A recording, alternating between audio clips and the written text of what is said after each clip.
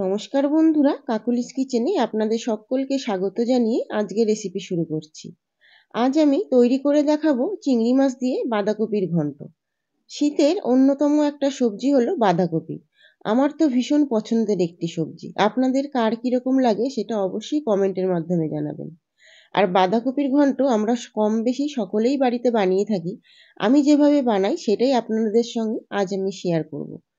অনুরোধ রইল পুরো রেসিপিটা দেখার, আর দেখে যদি আপনাদের ভালো লাগে তাহলে অবশ্যই লাইক, কমেন্ট এবং শেয়ার করে দেবেন। চ্যানেলটিকে সাবস্ক্রাইব করার অনুরোধ রইল বেল আইকন সহ আরও নিত্য নতুন রেসিপি দেখার জন্য। তাহলে চলুন রেসিপি শুরু করা যাক। সবার প্রথমে একটা মিডিয়াম সাইজের বাঁধাকপি নিয়েছি, আর বাঁধাকপির ওপরের খোলা পাতাগুলো ফেলে দেবো। ভেতরের ঠাসা পাতাগুলো অবস্থাতেই গোটা কপিটা আমি ধুয়ে কুচিয়ে নেব। এখানে অ্যাড করে দিলাম কড়াই গরম করে 1 টিস্পুন ধনে, 1 টিস্পুন জিরে। অ্যাড করে দেবো 3টে গোটা এলাচ আর একটা দারচিনির টুকরো, একটা শুকনো লঙ্কা আর অল্প পরিমাণে নুন দিয়ে এই মশলাটা ড্রাই রোস্ট করে নেব। ড্রাই রোস্ট করে মশলাটা ঠান্ডা করে আমরা গুঁড়ো করে রেখে দেবো।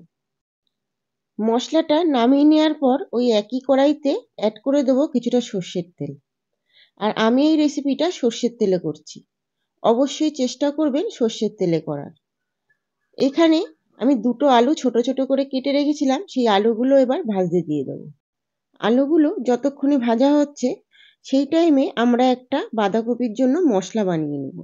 তার জন্য একটা মিক্সি জার নিয়েছি, তার জন্য অ্যাড করে দিলাম 3-4টে কাঁচা লঙ্কা, হাফ ইঞ্চি আদা, আর চিংড়ি মাছের মাথার দিকের যে নোংরা অংশটা থাকে ওই অংশটা বাদ দিয়ে নিচের এই অংশটা আমি একটু তেলে ভেজে নিয়েছি। সেই ভাজা অংশটা দিয়ে পেস্ট বানিয়ে নেব। আপনারা চাইলে এই অংশটা ফেলেও দিতে পারেন, তবে আমার কিন্তু এই অংশটা দিয়ে বড়া বানিয়ে খেতেও খুব ভালো লাগে। তবে আপনারা যদি চিংড়ি মাছের মাথার অংশটা এতদিন ফেলে দিয়ে থাকেন তবে আমার এই রেসিপি দেখে একদিন একটু রান্না করে দেখবেন। রান্নার টেস্ট কিন্তু অনেকটাই বেড়ে যায়। এর মধ্যে আলুগুলো আমাদের ভাজা হয়ে গেছে, তুলে নিয়েছি। এবার আমি ওই একই তেলের মধ্যে 8-10খানা শিম ছোট ছোট করে কেটে ধুয়ে রেখেছিলাম জল ঝরিয়ে, আর ভালো করে নাড়িয়ে চাড়িয়ে ভেজে তুলে নেব। আমার এই রেসিপি দেখে আপনারা একবার ঘন্টার মধ্যে সিম দিয়ে দেখবেন, যদি আপনাদের পছন্দ না হয় তাহলে দ্বিতীয়বার বাদ দিয়ে দেবেন। এবার সিমগুলো ভেজে তুলে নেওয়ার পর অ্যাড করে দিলাম আরও কিছুটা তেল। ওই তেলের মধ্যে অ্যাড করে দেবো চিংড়ি মাছগুলো। চিংড়ি মাছগুলো 1-2 সেকেন্ড খুব ভালো করে নাড়িয়ে চাড়িয়ে ভেজে তুলে নেব। আমি এখানে লেজাগুলো বাদ দেইনি, আপনাদের যদি না ভালো লাগে তাহলে লেজাগুলো বাদ দিয়ে দেবেন। চিংড়ি মাছগুলো আমাদের নাড়িয়ে চাড়িয়ে 1-2 সেকেন্ড ভাজা হয়ে গেছে, এবার আমি তুলে নিচ্ছি। এবার ওই একই তেলের মধ্যে বাকি রান্নাটা করে নেব। ওই তেলে অ্যাড করে দিলাম 1 টিস্পুন সাদা জিরে। আপনারা চাইলে এখানে 5 ফোড়নও ব্যবহার করতে পারেন। ফোড়নটা 1-2 সেকেন্ড একটু ভাজা ভাজা করে নিয়ে অ্যাড করে দিলাম একটা তেজপাতা। এরপর অ্যাড করে দেব পেস্ট করে রাখা মশলাটা। সমস্ত মশলা অ্যাড করে দিয়ে খুব ভালো করে লো ফ্লেমে একটু নাড়িয়ে নেব। নাড়িয়ে নেওয়ার পর এখানে মিক্সির জার ধোয়া জলটা অ্যাড করে দেব। জলটা অ্যাড করে দেওয়ার পর আমরা মিডিয়াম ফ্লেমে ঢাকা চাপা দিয়ে মশলাটা তেল ছেড়ে আসা অবধি কষিয়ে নেব। মশলাটা ঢাকা চাপা দিয়ে আমাদের দেখুন কষানো প্রায় হয়ে গেছে। এই পর্যায়ে আরও বেশ খানিকক্ষণ একটু নাড়িয়ে চাড়িয়ে নেব। আর এর মধ্যে অ্যাড করে দেবো 2টো কেটে রাখা লাল টমেটো আর 2টো কাঁচা টমেটো। আপনারা চাইলে কাঁচা টমেটো স্কিপ করেও দিতে পারেন, তবে একবার দিয়ে দেখবেন, খারাপ লাগে না কিন্তু। এই সমস্ত জিনিস আরও মিনিট 4 নাড়িয়ে চাড়িয়ে নিয়ে অ্যাড করে দেবো এখানে পরিমাণ মতো নুন। নুনটা দিলে টমেটো খুব তাড়াতাড়ি গলে যাবে। আবারও বেশ খানিকক্ষণ একটু নাড়িয়ে চাড়িয়ে নিয়ে ঢাকা চাপা দিয়ে রেখে দেবো টমেটো যতক্ষণ নরম হয়ে আসে। টমেটোটা দেখুন নরম হয়ে এসছে। এই পর্যায়ে অ্যাড করে দেবো আমরা 1 teaspoon Kashmiri red chilli powder, 1 teaspoon হলুদ গুঁড়ো। আবারও সমস্ত জিনিস লো ফ্লেমে 4-5 সেকেন্ড খুব ভালো করে নাড়িয়ে চাড়িয়ে রান্না করে নেব। এই পর্যায়ে অ্যাড করে দেবো আমরা ছাড়িয়ে রাখা মটরশুঁটিগুলো। এখানে প্রায় 1 কাপ মতো মটরশুঁটি আছে। আপনারা চাইলে কম বা বেশি অ্যাড করতে পারেন। মটরশুঁটিগুলো দিয়েও 1-2 সেকেন্ড খুব ভালো করে লো ফ্লেমে রান্না করে নেব। এই পর্যায়ে অ্যাড করে দেবো ম্যাগি মশলা। ম্যাগি মশলাটা অবশ্যই আপনারা কপির মধ্যে অ্যাড করবেন। মশলাটা সম্পূর্ণ কপির মশলার মধ্যে অ্যাড করে দিয়েছি। আবারও নাড়িয়ে চাড়িয়ে 1-2 সেকেন্ড আমি মশলাটা কষিয়ে নেব। এই পর্যায়ে দেখুন মশলা খুব ভালোভাবে কষানো হয়ে গেছে আর তেল ছেড়েও এসছে কিন্তু। আমরা আরও একবার মশলাটা কষিয়ে নেওয়ার জন্য এখানে অ্যাড করে দেব অল্প পরিমাণে উষ্ণ গরম জল। এই গরম জলটা দিয়ে আবারও ভালো করে নাড়িয়ে চাড়িয়ে নিয়ে লো ফ্লেমে ঢেকে রেখে দেব যতক্ষণে আবারও তেল ছেড়ে না আসছে। যে কোনো রান্নায় চেষ্টা করবেন একটু সময় ধরে মশলাটা কষিয়ে নেওয়ার। মশলা যদি ঠিকঠাক কষানো হয় রান্নার টেস্ট কিন্তু আপনা আপনিই বেড়ে যাবে।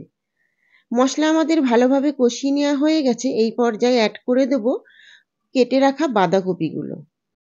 একটু ছোট সাইজ করে বাঁধাকপিগুলো কেটে নিতে হবে আর মশলার মধ্যে বারে বারে অ্যাড করে দেবো। আমরা একবারে এখানে মশলার সঙ্গে কপিগুলো অ্যাড করব না, কারণ কপিগুলো কড়াইতে দেওয়ার সঙ্গে সঙ্গে যেমনই নরম হয়ে যায়, তবে প্রথম অবস্থায় তো অনেকটা ফুলে থাকে, সেই সময় দিলে নাড়তেও অসুবিধা হয় আর কড়াই থেকে পুড়ে যাওয়ার সম্ভাবনা থাকে। তাই জন্য আমরা অল্প অল্প করে মশলার সঙ্গে মেশাবো আর বারে বারে কপিগুলো দিয়ে সমস্ত কপিগুলো অ্যাড করে দেবো। এই পর্যায়ে গ্যাসের ফ্লেমটা আমরা মিডিয়ামে রেখে দেবো। দেখুন কপিগুলো নাড়াচাড়া করে দিতে দিতেই একদম নরম হয়ে গেছে কিন্তু। এই পর্যায়ে আরও ভালো করে আমরা কপিটা মিনিট 4 মিডিয়াম ফ্লেমে রান্না করে নিয়ে ঢাকা চাপা দিয়ে রেখে দেবো একদম লো ফ্লেমে, কপিটা নরম হয়ে আসা অবধি। কপি দেখুন ঢাকা চাপা দিয়ে আমাদের নরম হয়ে গেছে অনেকটাই। এই পর্যায়ে অ্যাড করে দেবো ভেজে রাখা আলু, শিম আর চিংড়ি মাছগুলো। এবার সমস্ত জিনিস দিয়ে আবারও মিডিয়াম ফ্লেমে কিছুক্ষণ রান্না করে নেব।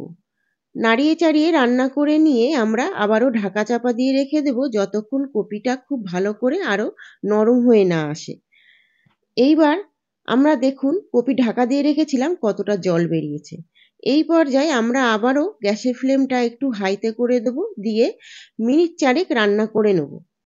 আপনারা অনেকেই আছেন কপি সেদ্ধ করে রান্না করেন, তবে আমার মনে হয় কপি সেদ্ধ করার দরকার নেই। কপি কড়াইতে পড়লেই আপনা আপনিই নরম হয়ে আসে। আপনারা একবার এইভাবে রান্না করে দেখবেন। এই পর্যায়ে টেস্টটাকে ব্যালেন্স করার জন্য অ্যাড করে দেবো 1 টেবিল স্পুন চিনি। আপনাদের যদি পছন্দ না হয় তাহলে চিনিটা বাদ দিয়ে দেবেন। এইবার আবারও খুব ভালো করে মিডিয়াম ফ্লেমে রান্না করে নিতে হবে আর টেস্ট করে নেবেন। নুনটা যদি কম থাকে তাহলে নুন অ্যাড করে দেবেন। নুনটা অ্যাড করে দেওয়ার পর আরও কিছুক্ষণ রান্না করে নিয়ে আমরা ঢাকা চাপা দিয়ে দেখুন নরম করে নেব কপিটা। কপিটার থেকে জলজলে ভাবটা কিন্তু এখন আর নেই। এবার এই পর্যায়ে অ্যাড করে দেবো রোস্ট করে রাখা মশলাটা। এখানে 2 টেবিল স্পুন মশলা এখানে অ্যাড করে দিয়েছি। এবার হাই ফ্লেমে মিনিট 4 রান্না করে নেব। কপি সাধারণত নাড়তে নাড়তে হাত ব্যথা হয়ে গেলেই তবে বুঝবেন কপি আমাদের একেবারে রেডি। আমাদের এখানেও কপিটা তৈরি হয়ে গেছে। এবার গরম গরম সার্ভ করে দেওয়ার পালা। আপনাদের কার কিসের সঙ্গে খেতে ভালো লাগে? আমার কিন্তু রুটি বা পরোটার সঙ্গে খেতেও কপি ভীষণ ভালো লাগে আর ভাতের সঙ্গে তো ভালো লাগেই। আশা করব আজকের রেসিপি আপনাদের খুবই ভালো লেগেছে। অনুরোধ রইল রেসিপিটা একবার হলেও বাড়িতে ট্রাই করার।